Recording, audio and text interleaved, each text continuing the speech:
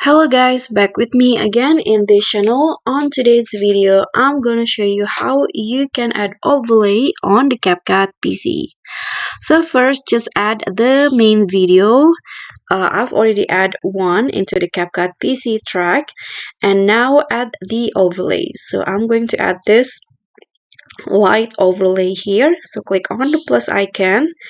And to make it as overlay, just drag it and put it on top of the main video.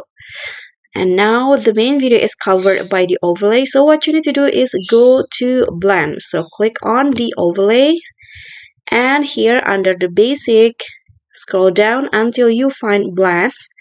Now you can just choose the mode. I'm going to just choose the normal one and just lower the opacity like this, and that's it.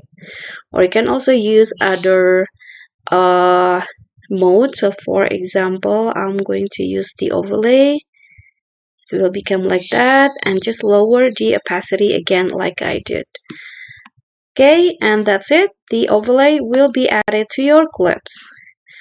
Okay guys, so that's all from me. Thank you. I hope you enjoyed this video. So don't forget to like, comment, subscribe, and click on the thanks button below. Thank you.